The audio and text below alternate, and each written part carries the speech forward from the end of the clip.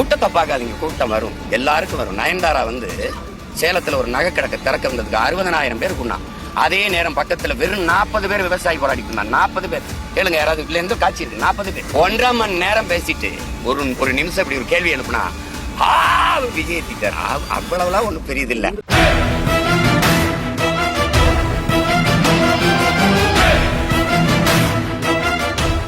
அது என்னன்னா, ஒரு வேற்று மாநிலத்தவர், தமிழ்நாடு அல்லாதவர் வந்து ஒரு 30 விழுக்காடு எழுதிக்கலாம், பொது வாய்ப்பு அப்படிங்கிற ஒரு விதி இருக்கு. அதுல வந்து அவங்க வந்து தமிழ் மொழியில வந்து கட்டாய தேர்ச்சி பெறணுங்கிறது ஒரு விதி. இப்ப அதை வந்து கடந்த காலத்துல அதிமுக அரசு வந்து அது எடுத்துருச்சு. யார் வேணாலும் வந்து எழுதிக்கலாம், அந்த 30 விழுக்காடு இல்லை, அதையும் தாண்டி எழுதிக்கலாம். வந்து தேர்ச்சி பெற்று இந்த மாதிரி வந்து நீங்க பெற்ற பணிக்கு சேர்ந்த பிறகு 2 ஆண்டுகள்ல தமிழ் படிச்சுக்கலாம் அப்படின்னு. யாராவது வேலைக்கு சேர்ந்துட்ட பிறகு தமிழ் கத்துப்பானான்னு நீங்க பாருங்க. அந்த விதியும் தளர்த்தி விட்டாங்க. இதனால இப்ப எழுதுறான்ல இந்த 15 லட்சம் பேரு, அதுல ஏழு எத்தனை பேரும் தெரியாம போயிருக்கு. இருக்கிற வேலை வாய்ப்பு மின்துறை, அறநிலையத்துறை, இதுல எல்லாம் 7 லட்சத்துல இருந்து 15 லட்சம் வரை பணம் வாங்கிட்டு தான் பணியமர்த்துறாங்க. அந்த அளவுக்கு ஊழல் பெருத்து போச்சு. அப்ப இருக்கிற கொஞ்ச நெஞ்ச வாய்ப்பு, ஆயிரக்கணக்கான வாய்ப்பு, ஆனா காத்திருக்கிறவர் வந்து அதுக்காக பல லட்சக்கணக்கான இளைஞர்களா இருக்கு. இப்ப இப்படிப்பட்ட சூழல்ல இந்த முறைகேடுகள் தவிர்க்கப்படணும். படிச்சுட்டு வேலை இல்லாம இருக்கு பாருங்க. நீங்க 58 வயசுல அரசு பணியாளர் ஓய்வு, இப்ப 60 வயசா நீட்டிக்க காரணம் என்ன? அவங்க ஓய்வு பெற்றா ஓய்வூதியம் கொடுக்க காசு இல்லை. ஏற்கனவே ஓய்வு பெற்றவர்கள் பழைய ஓய்வூதிய திட்டத்தை நிறைவேற்ற சொல்லி கேட்கிறாங்க. அதுக்கு உங்ககிட்ட நிதி இல்லை. 58 வயசுல ஓய்வு பெற்றா ஓய்வூதியம் கொடுக்க காசு இல்லாதனால 59 ஆக்குனீங்க, அப்புறம் 60 ஆக்குனீங்க. அந்த 2 ஆண்டுகள் படிச்சுட்டு வேலை இல்லாத இருக்கிற 2 ஆண்டு காத்திருக்க வேண்டியது. இப்ப இந்த மாதிரி ஒரு எப்படி சொல்ல முடியாத வேதனையோடு போயிட்டு இருக்கு. இப்ப அந்த பல லட்சக்கணக்கான பணியற்று நிற்கிற அந்த படித்த பிள்ளைகளுக்காக தான் இப்ப இது ஆர்ப்பாட்டமா தான் செய்யணும்னு இருந்தேன். அது அனுமதி மறுக்கப்பட்டுச்சு. சரி, கூட்டமா வேணா நடத்திக்கிறீங்க. சரி, கூட்டமா நடத்திக்கிறோம், எங்க கோரிக்கையை கொண்டு போறோம் அப்படிங்கிறதுக்காக இந்த கூட்டத்தை நடத்துறோம். கால் நூற்றாண்டா நடக்குது. இப்ப உதாரணமா உதவி ஆய்வாளருக்கு வந்து 900 பேர்ல வந்து 400 பேர் முறைகேடா போட்டுட்டாங்க. அதுல இருக்கிற வகுப்பாரி பிரதிநிதித்துவம் இருக்குல்ல, இடஒதுக்கீடு இருக்குல்ல, இட பங்கீடு முறை பயன்படுத்த கடைபிடிக்கல. காசை வாங்கிட்டு எல்லாருக்கும் போட்டு விட்டாங்க. அதை வந்து ஐயா அந்த டிராபிக் ராமசாமி வழக்கு போட்டு அந்த வழக்கு நடந்துகிட்டு அந்த கோப்புகளை வந்து வெளியில வரவிடக்கூடாதுன்னு அந்த அலுவலகத்தை தீ வச்சு கொளுத்துனது உங்களுக்கு தெரியும். சென்னையில அதிகாரி உள்ள இருக்கும்போது தீ வச்சு கொளுத்தி விட்டாங்க. இப்ப அந்த மாதிரி ஒவ்வொரு இதுலையும் முறைகேடு. பல வழக்குகள் இதுக்கு புனை போட்டப்பட்ட வழக்குகள் முடிக்காம இன்னும் அப்படியே நிலுவையிலே இழுத்துக்கிட்டு 186 பேருக்கு மேல வந்து இந்த மாதிரி முறைகேடா பணி பண்ணவங்க பணி நீக்கப்படணும்னு உச்சநீதிமன்றம் சொன்ன பிறகு கருணை அடிப்படையில் பணியை தொடர்ந்துட்டு இருக்காங்க. தவறுன்னு தெரிஞ்சு கருணை அடிப்படையில் அதனால மறுபடி தவறுகள் நடக்கிறது தடுக்கப்படாம இருக்கு. தவறு நடந்தா அது பாத்துக்கலாம், அது என்ன பிரச்சனை இல்லைன்னு போயிட்டு இருக்கு. அதை சரி செய்யுங்க அப்படின்னு கேட்கிறோம். சரி செய்யலன்னா 2026 தேர்தல் வச்சு எல்லா கட்சியும் நடந்துட்டாங்க. திமுக எதிராக தான் வந்து ஒவ்வொரு கட்சியுமே வந்து பிரச்சாரம் சொல்றாங்க. நேற்று வந்து விஜய் உட்பட.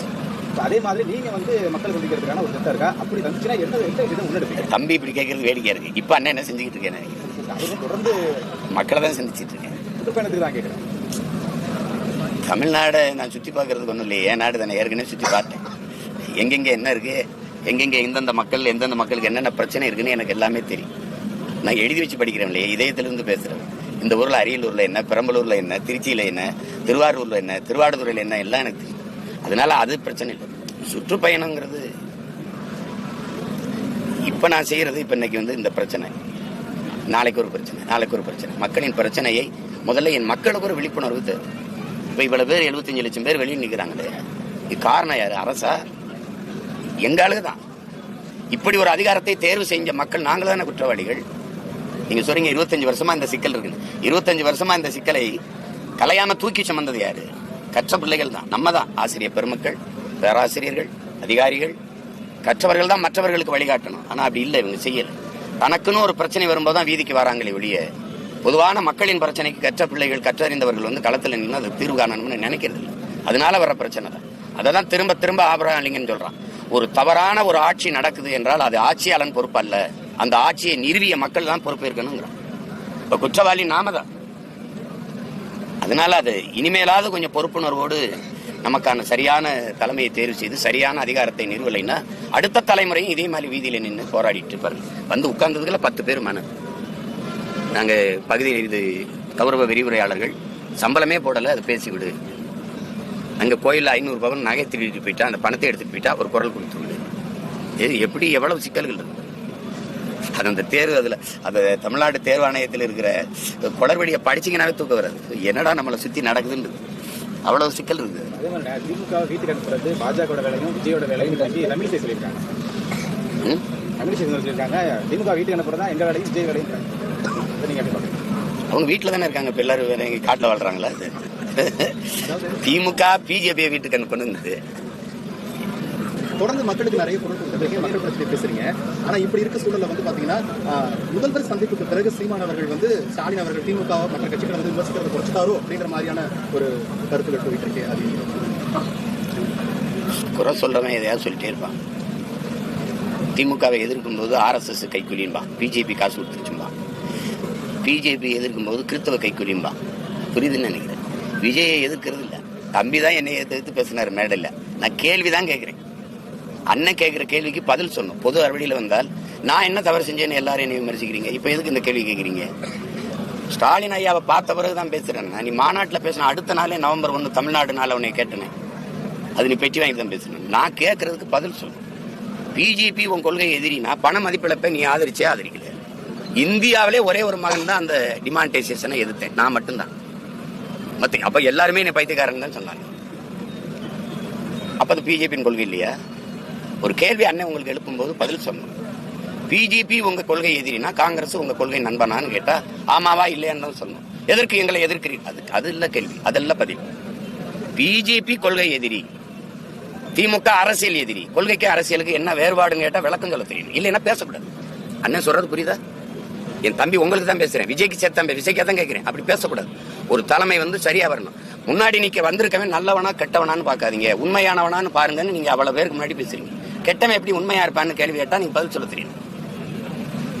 மதச்சார்பற்ற சமூக நீதினு ஒரு கோட்பாட்டை முன்வைக்கிறீங்க.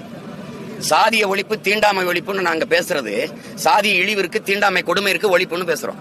இங்க மதச்சார்புள்ள சமூக நீதினு ஒண்ணு இருந்தா மதச்சார்பற்ற சமூக நீதினு பேசுறது சரி. இங்க மதச்சார்பு மதத்தின் அடிப்படையில் தான் அந்த வகுப்பு பிரதிநிதித்துவம் கொடுக்கப்படுதா? வகுப்புங்கிறதே உங்களுக்கு தெரியுது சாதிய கட்டமைப்பு.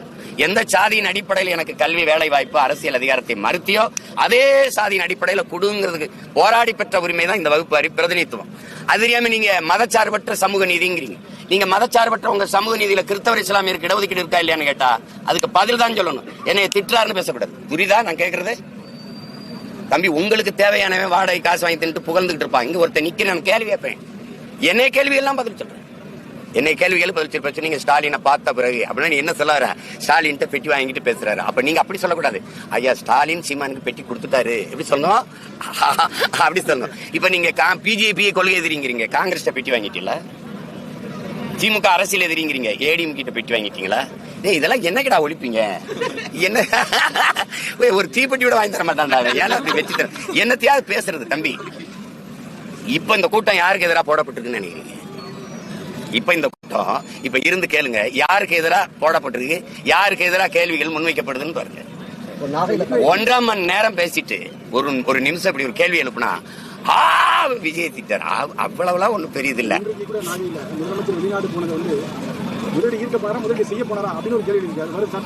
பழைய கேள்வி எல்லாருமே கேட்கறதா? இன்னைக்கு வந்து முதல் முறையா இதுவரை பேசாத ஒரு வார்த்தை தமிழகத்தை பத்தி தொப்புள்குடி உறவு அப்படின்னு சொல்லி ஒரு புதுமையா ஒரு இதை பேசியிருக்கிறாரு.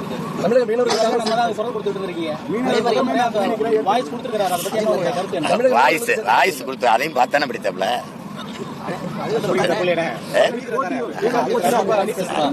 தம்பி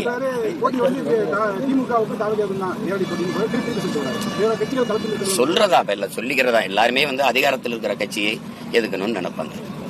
சில கேள்விகள் இருக்குல்ல, திமுகவுக்கும் எனக்கும் போட்டி இருக்கு. எந்த அடிப்படையில் இருக்குல்ல? ஒரு சித்தாந்தத்தை பல ஆண்டுகளா 60 ஆண்டுகளா ஊறி போயிருக்கிற ஒரு சித்தாந்தத்தை வந்து சினிமா வச்சு வீழ்த்த முடியாது. அதுக்கு எதிரான வலுவான இன்னொரு சித்தாந்தத்தை வச்சு தான் தகர்க்க முடியும். உங்களுக்கு வெளி புரியுதா? அதனால போட்டின்னு எல்லாரும் சொல்லிக்கலாம். எந்தெந்த வழியில் போட்டி? இப்ப நான் திமுக ஆட்சி முறையை, இந்த திராவிட கட்சியின் ஆட்சி முறையை அடியோடு தகர்க்கணுங்கிற. எப்படி தகர்ப்பாய் செய்யணும்னா எனக்கு தெரியும். நான் பேசுவேன், எப்படி வேலை வாய்ப்பை கொடுப்பேன், எப்படி இவங்க பேசுவேன். இவங்க திட்டமிட்டு என் மொழியை அழிச்சாங்க. நான் என் மொழியை மீட்டுருவாக்கம் செய்வேன்னு சொல்றேன். இப்போ ஒவ்வொன்றும் அவங்க என்ன செய்யறாங்க? ஊழல் லஞ்சத்துல ஊறி தலைச்சிருக்காங்க. ஊழல் லஞ்சமா உண்மை நேர்மையான்னு கேட்பேன். மக்களை வைத்து பிழைக்கவா மக்களுக்காக உழைக்கவான்னு கேட்பேன். எந்த கோட்பாட்டு பக்கம் நீங்க நிக்க போறீங்க? உங்க பிள்ளைகளுக்கு நீங்க வாழ்வதற்கு வீட்டை வச்சுட்டு போகணும்னு நினைக்கிறீங்க. நான் அந்த பிள்ளைகளுக்கு வாழ்றதுக்கு நல்ல நாட்டை வச்சுட்டு போகணும்னு நினைக்கிறேன். நீங்க காசு பணத்தை வைக்கணும்னு நினைக்கிறீங்க. நான் சுவாசிக்க நல்ல காத்த வைக்கணும்னு நினைக்கிறேன். நீங்க தங்கத்தை சேமிச்சு வச்சுட்டு போகணும்னு நினைக்கிறீங்க. நான் குடிக்க நல்ல தண்ணி வச்சுட்டு போகணும்னு நினைக்கிறேன். ஒண்ணுக்கு வேறுபாடு. இப்ப உங்க கோட்பாட்டுல இருந்து நான் மாறுறேன்னு சொல்றேன். விளங்குதா? நீங்க செய்தி அரசியல், விளம்பர அரசியல் இருக்கீங்க. நான் செயல் அரசியல், சேவை அரசியல் செய்யணும்னு நினைக்கிறேன். நீங்க கட்சி அரசியல், தேர்தல் அரசியல்லே நிக்கிறீங்க. நான் மக்கள் அரசியலுக்கு போகணும்னு நினைக்கிறேன். மக்கள் அரசியலை செய்யணும்னு நினைக்கிறேன். அதனாலதான் தம்பி கேட்கிறார், நீங்க ஊரா போய் நீங்க உட்கார்ந்துருக்கீங்க. நான் மக்கள் அரசியல் செய்யறேன். அப்ப அந்த கோட்பாட்டுல இருந்து நான் மாறுபடுறேன். நீ பெரியார்ன்ற என் இனம் முன்னோன் ஒவ்வொருவரும் எனக்கு பெரியார்ன்றேன்.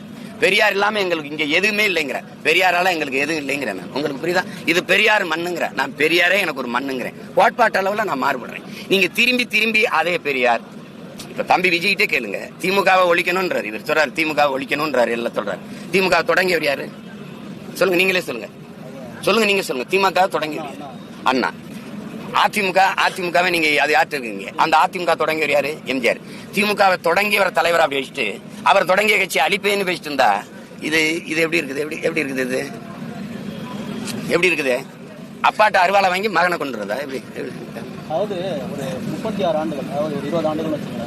1990க்கு அப்புறம் இப்ப இருக்கிற இந்த தலைமுறை வரை, இந்த இப்ப நடப்பு தலைமுறை வரை 35 ஆண்டுகள் அந்த இளைஞர்கள்ட்ட அரசியல் விழிப்புணர்வு குடும்பம் குறைவாவே இருக்கு. ஒரு 15-20% தான் இருக்கு. அப்படி சொல்லாதீங்க. உள்ள பகுதியில மக்கள் வந்து இல்ல அப்படி சொல்லாதீங்க. இப்ப நீங்க உங்களை மாதிரி ஊடகங்கள் நான் பேசின இந்த 15 ஆண்டுகளை வேணா இன்னையிலிருந்து நான் பேசுற பேச்சுகளை நீங்க தடையில்லாம கொஞ்சம் முழு நேரம் போடணும். 1 மணி நேரம் பேசினா கூட ஒரு 20 நிமிஷம், ஒரு 15 நிமிஷம் போடுங்க. இல்ல என் தம்பி விஜய்க்கு, இல்ல அண்ணன் கமலஹாசனுக்கு, இல்ல அவங்களுக்கு கொடுக்குற முன்னுரிமை இருக்குல்ல, அதுல கொஞ்சம் ஒரு துளி அளவு எனக்கு கொஞ்சம் கொடுங்க. இந்த ஏறிட்டார், இந்த வண்டியில போயிட்டார், இந்த இறங்கிட்டார், இந்த பார்த்துட்டார், அந்த மாதிரி எல்லாம் கூட எனக்கு சொல்ல வேணாம். பேசுறாரு இந்த மனுஷன், இந்த மக்களுக்காக ஒரு 10 நிமிஷம் காட்டி விடுங்க. மாறுதல் வருதான்னு பாப்போம், இல்லன்னு சத்தியமா வராம எனக்கு 36,50,000 பேர் ஓட்டு போட்டு தனி மகனை எந்த பின்னணி இருந்தது?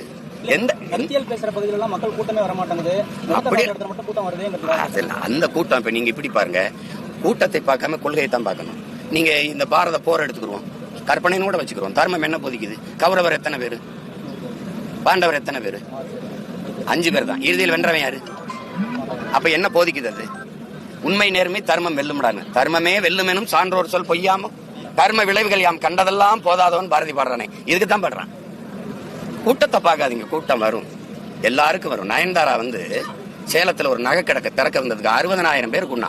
அதே நேரம் பக்கத்துல வெறும் 40 பேர் விவசாயி போராடிட்டு இருந்தாங்க. 40 பேர் கேளுங்க, யாராவது இல்ல இருந்து காட்சி இருக்கு. 40 பேர்.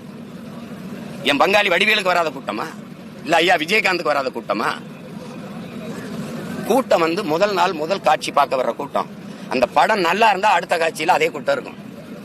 ரொம்ப நல்லா இருந்தா அடுத்த காட்சியில அதுக்கு அடுத்த காட்சியில அதே கூட்டம் இருக்கும். இல்லைன்னா அடுத்த காலத்துல திரையரங்கு ஏடிடும். நீங்க என்ன எடுத்து வைக்கிறீங்கிறத பொறுத்து தான் அது. இப்ப நான் பேசுறத நீங்க போய் பாருங்க, எத்தனை கோடி பேர் பார்க்கறது. இப்ப கோயம்பேட்டுல கோயம்புத்தூர்ல நான் பேசுனதை 2 கோடி பேர் பார்த்திருக்காங்க. அதே என் தம்பி மாநாட்டில் பேசுறது இன்னைக்கு நாகப்பட்டினத்தில் பேசிட்டு வீட்டுக்கு போயிடுவார்ல, அதை தேடுங்க, எத்தனை பேர் பார்த்திருக்காங்க. அவரை பார்க்க கூடுவான், அவர் பேசுறத கேட்க கூட மாட்டான், என்னை பார்க்க கூட மாட்டான். இந்த மகன் என்ன பேசுறான்னு கேட்க கூடுவான். 2க்கு நிறைய வேறுபாடு இருக்கு.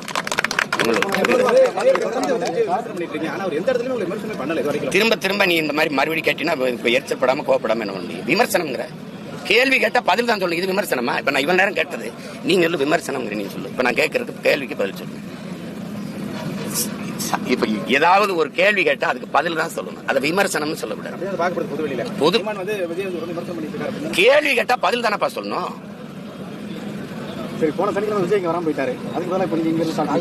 இல்லை, நான் முதல்ல அறிவிச்சது தானே, அதுக்கப்புறம் தான் அவர் அறிவிக்கிறாரு. இங்க போராட்டத்தை வைங்கன்னு தமிழ்நாடு அந்த டிஎன்பிசியில தேர்வு எழுதுன நம்ம பிள்ளைகள் கேட்டுக்கிட்டு ஒரு மைய பகுதியில் வச்சீங்கன்னா எங்களுக்கு வசதியா இருக்கும். அதுக்காக இங்க வச்சோம்.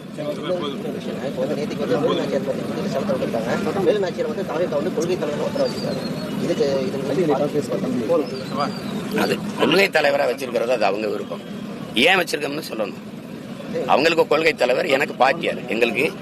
எங்களுடைய இனத்தின் பெருமை மிக ஒரு அடையாளம் எங்க பாட்டியார். அதனால அது கொள்கை தலைவர்னு அது வைக்க முடியாது. அது இப்ப எனக்கு ஒரு தெய்வம் இருக்கு, முருகனை போய் என் குலதெய்வம் எனக்கு கொள்கை தலைவர் வச்சா நீங்க எப்படி பாப்பீங்க? அது என் இறை. கண்ணகி ஒரு காப்பிய நாயகி. வேலு நாச்சியாருங்கிறது வரலாற்றுக்கு பாருங்க, வரலாற்று நாயகி. இந்திய துணைக்கண்டத்திலே எங்க பாட்டிக்கு இணையான ஒரு பெண்மகள் இல்ல. எங்க முன்னவர்கள், எங்க மன்னர்களே போர்ல தோற்றுட்டான். தீரன் சின்னமலை, பூலித்தேவன், மருதுபாண்டியர், அழகுமுத்துக்கோன் எல்லா ஆண் மக்களும் தோற்றுருக்காங்க. எங்க பாட்டி மட்டும்தான் அந்த விடுதலை போர்ல போரிட்டு வென்றிருக்கா. விளங்குதா உங்களுக்கு? அந்த பெருமைக்குரிய மகள். அதுல வந்து அவர் கொள்கை தலைவரா ஏற்றுக்கிறதுல அவர் ஏற்றுக்காரு. அதுக்கு ஒண்ணும் நம்ம பேச ஏன்னா எல்லாரும் பைத்தியம் அவருக்காக செலவு வச்சிருக்காங்களா? அப்படி சொன்னாங்களா? இதே ஒரு நிமிஷம் பேசி முடிப்பீங்க. சில யாருக்காக ஸ்டாலின் சொன்னார் அவருக்காக வச்சிருக்கோம்னு. இதான் போதம்பி அவருக்காக வச்சிருக்காரு சிலைனா. அப்புறம் நீ எப்படி கேள்வி கேட்கிற? கேட்க தெரிஞ்சா கேள்வி கேட்கணும். அவருக்காக வச்சிருக்க அப்படி சொன்னாரா? எப்படி பாக்குறீங்க? நீ எப்படி பாப்பா அந்த சிலையை?